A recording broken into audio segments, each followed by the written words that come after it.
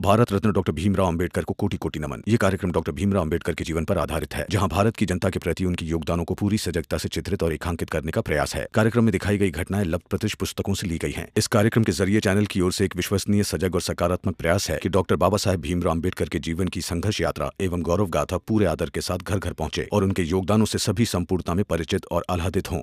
कहाँ चले गए बाबा? बाला भैया, काका। हाँ काका, बाबा को कहीं देखा है क्या? कहीं नहीं। क्यों, क्या हुआ? दरअसल बाबा घर छोड़कर चले गए हैं।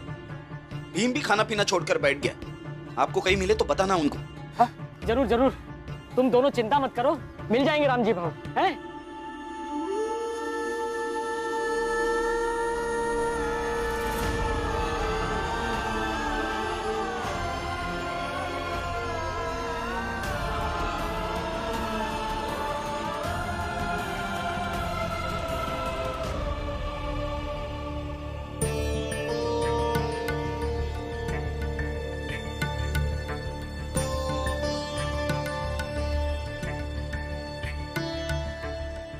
अरे रामजी भाऊ, कहाँ जा रहे हैं?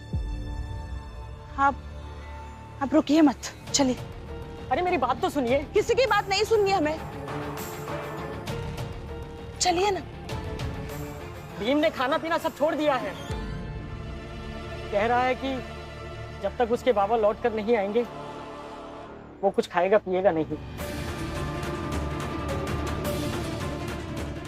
अरे नाटक कर रहा है वो, हर बार ऐसे ही करता है। और आप क्यों परेशान हो रहे हैं? हम एक बार चले जाएंगे ना यहाँ से, फिर वो सब कुछ करने लगेगा, खाना पीना पढ़ना सब कुछ। अब चलिए ना। रामजी भाऊ, घर लौट जाइए। आपके दोनों बेटे आपको घूम घूम कर ढूंढ रहे हैं। जिनके माँ बाप मर जाते हैं वो बच्चे आगे नहीं बढ़ते? बढ़ते हैं ना, ये भी बढ़ेगा। मगर मैं अभी मरा नहीं हूं जीजाबाई। और ये जानते हुए भी मेरा बेटा भूखा प्यासा है, मैं नहीं जा सकता। तो फिर ये घर छोड़ने का नाटक किया है क्यों आपने? देखिए, अब चलिए यहाँ से। और आप अगर घर लौट कर जाओगे तो भीम बड़ौदा चला जाएगा, और आप यही चाहते हैं ना कि वो बड़ौदा ना जाए। तो आप भी घर लौटकर मत जाइए, चलिए यहाँ से, चलिए।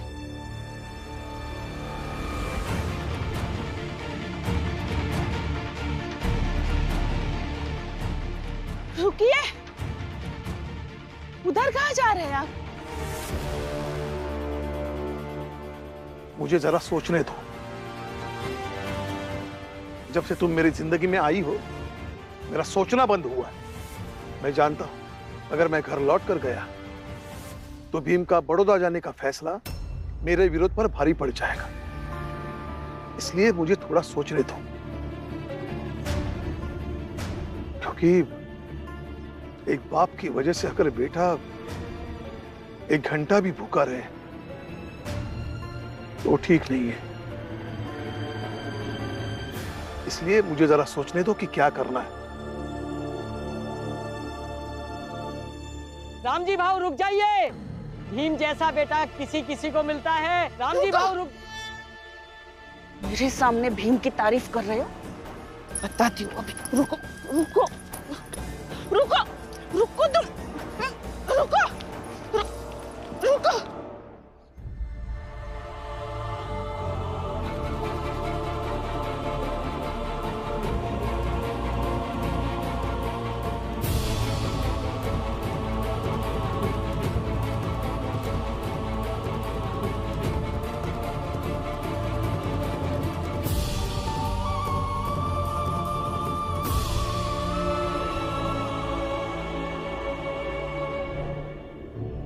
कहाँ है ये राम जी?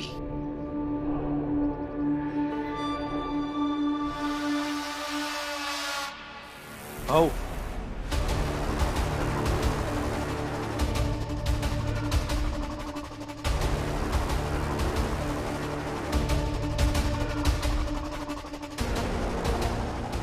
ये देख,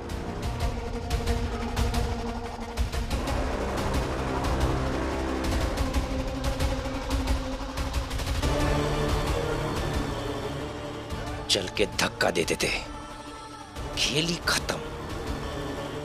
और गिरकर जो मरते हैं ना भाऊ, अक्सर उसे आत्महत्या ही कहा जाता है। चलिए।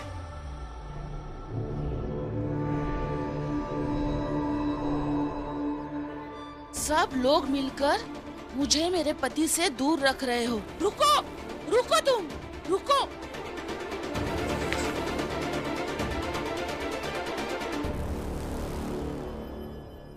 आज तो किसी भी तरह उन्हें मना कर, नहीं तो जबरदस्ती लेकर जाऊंगी। क्योंकि अगर आज उन्हें नहीं लेकर गई, वापस कभी लेकर नहीं जा पाऊंगी।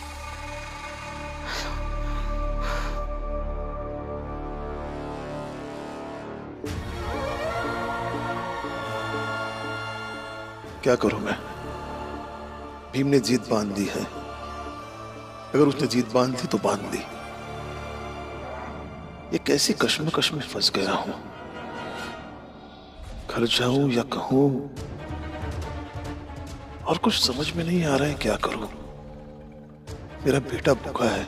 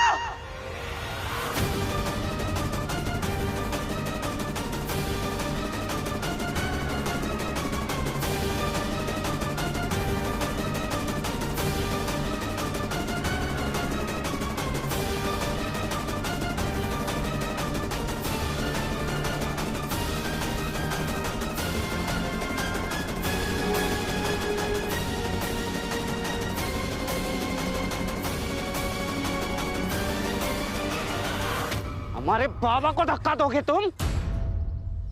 तुम्हें क्या लगा? हाँ, बाबा को बचाने वाले बेटे अभी मर नहीं गए, जिंदा हैं।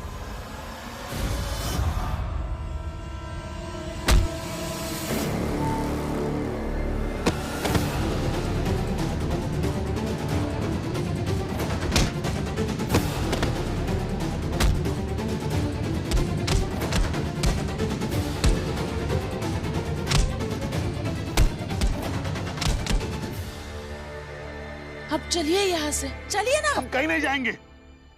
हम घर लौट कर जाएंगे, बस।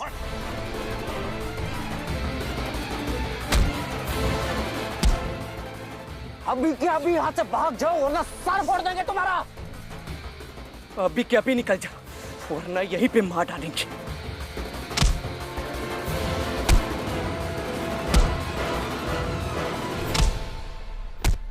अरे अगर राम जी को भागना होगा तो वो कब का ट्रेन पकड़ के भाग गया होता।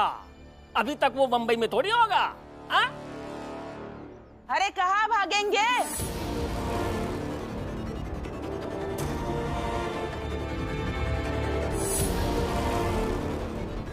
हाँ? कहाँ भागेंगे? उनके जीवन में भीम से बढ़कर कोई है ही नहीं, और ना ही वो जाना चाहते, इसलिए आ गए लौटकर।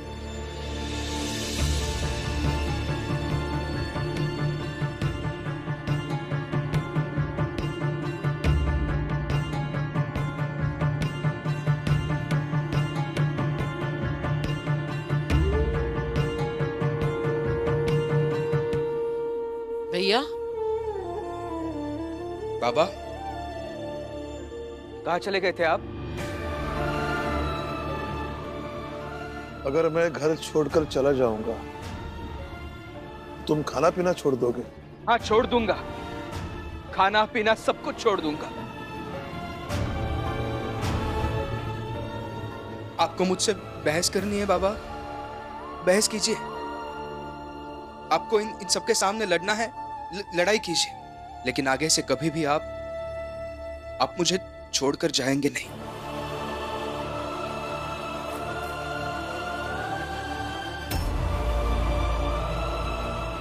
हाँ बाबा, उस दिन आप ही ने मुझे समझाया था ना कि जितनी लड़ाई करनी है यहां रहकर करो, लेकिन घर छोड़कर जाना सही नहीं है। और आप खुद ही चले गए। इस तरह घर छोड़कर जाने का या उसके बारे में सोचने का तुम्हें जरा भी हक नहीं है। तुम्हें जो भी करना है ना घर में रहकर करो। अरे सब नाटक है इनका बाला। ये बेटे के है, बेटा इनका है, बाकी कोई नहीं है इनका। तो उसमें गलत क्या है जीजा भाई? बाप बेटे के बीच में प्यार है, वो तो अच्छी बात है ना। अब चलिए, आइए। मैं तुम्हें बड़ौदा जाने नहीं दूंगा। वो देखेंगे बाद में कि मैं जाऊंगा या नहीं जाऊंगा, लेकिन अभी इस वक्त वादा कीजिए आप मुझसे, आप कभी मुझे छोड़कर नहीं जाएंगे। ठीक है, वादा करता हूं। मरूंगा तभी तुम्हें छोड़कर जाऊंगा, मैं तो नहीं जाऊंगा।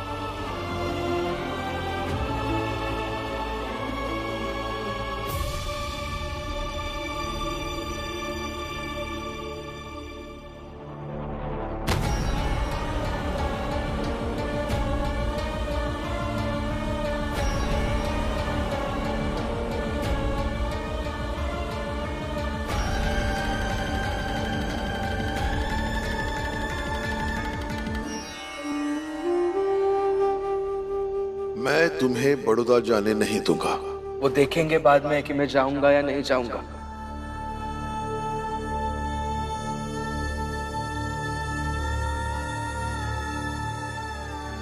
क्या हुआ? कुछ नहीं।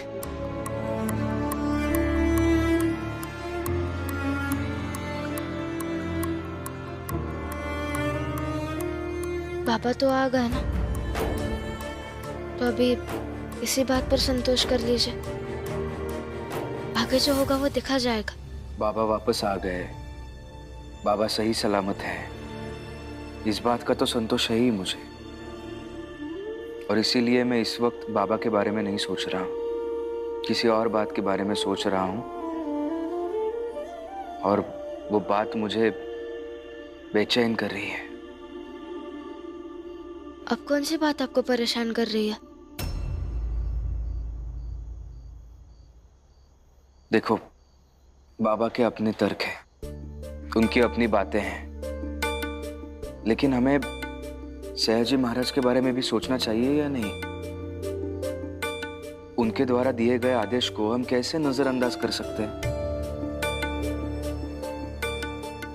जब सयाजी महाराज को पता चलेगा कि पहले बाबा ने मुझे बड़ौदा भेजने से मना कर दिया और उसके बाद मैंने खुद भी बड़ौदा आने से मना कर दिया, तो कैसा लगेगा उन्हें?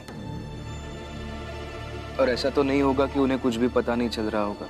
महाराज के जो मंत्री यहाँ आए थे, उन्होंने अब तक तो सारी बातें महाराज को बता भी दी होगी। क्षमा कीजिएगा महाराज, इतनी रात को आपको कष्ट दी है, पर बात ही कुछ ऐसी है।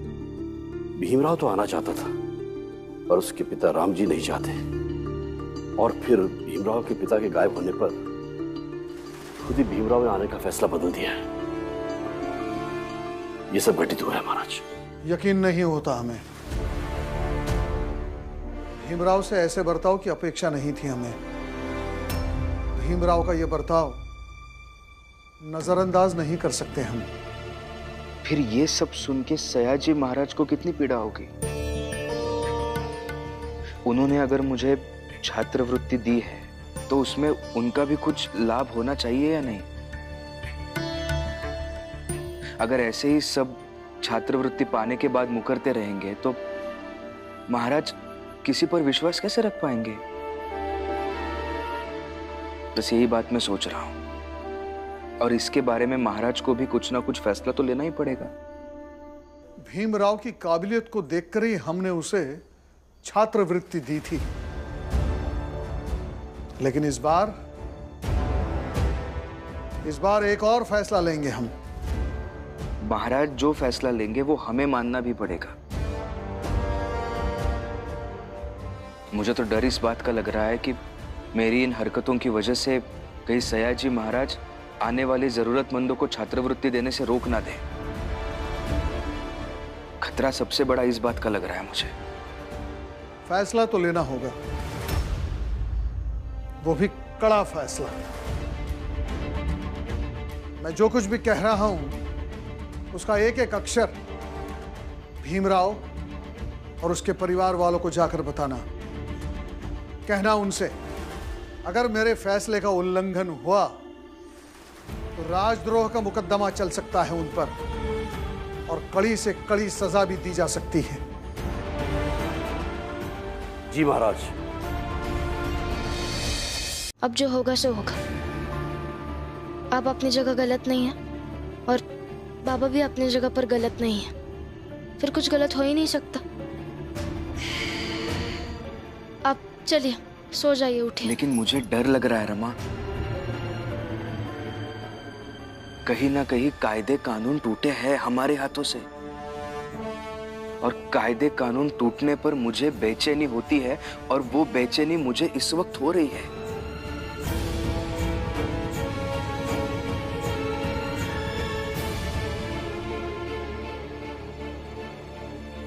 बेशर्म कहीं के। मेघनाथ के बेटे हो तुम दोनों, मेघनाथ के, और इस कायरों की तरफ भागा है। इससे तो अच्छा होता उस बाला और आनंद को वहीं पटक कर मार देते,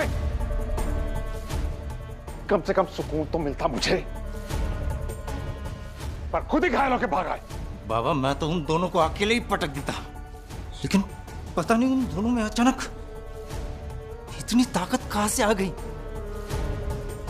बाबा मुझे लगा था वो आनंद बीमार है, मरियल है, मगर उसमें भी बहुत ताकत है। चुप कर! शर्म नहीं आ रही तुझे? हाँ, अपने बाप के सामने दुश्मन की तारीफ कर रहा है। तो बाबा हमें भी छोटी जात से मार खा के रोना आ रहा है। बहुत दर्द हो रहा है बाबा। इतना इतना इतना मारा है सब जगह, बहुत दर्द हो रहा है। मैं समझ रहा हूं तुम दोनों का दर्द, इसलिए कह रहा हूं मैं तुम दोनों को, रोना बंद मत करना। ये आंसू रुकने नहीं चाहिए, क्योंकि अब आंसू उनकी आंखों में होंगे। बस रात भर ये दर्द बर्दाश्त कर लो, कल सुबह से हम उनको दर्द देंगे। बस सुबह तक का इंतजार करो।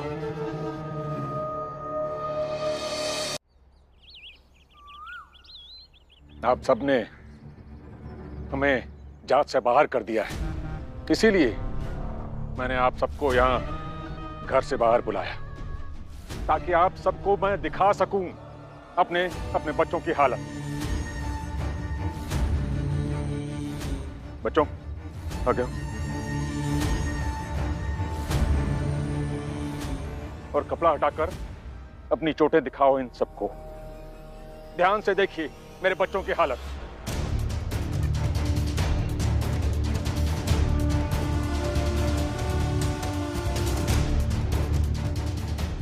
बच्चों घुमाकर दिखाओ, पूरे जख्म दिखाओ सबको।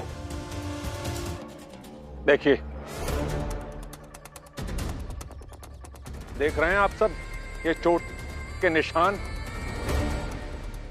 जानते हैं मेरे बच्चों के बदन पर ये चोटें किसने दी हैं?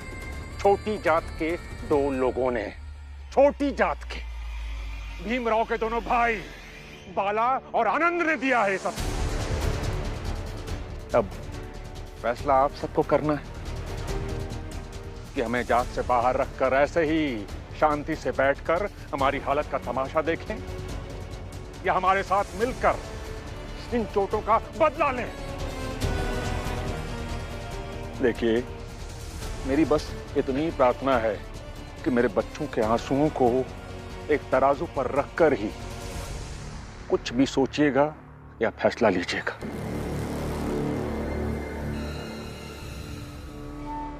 अब फैसला आपका है।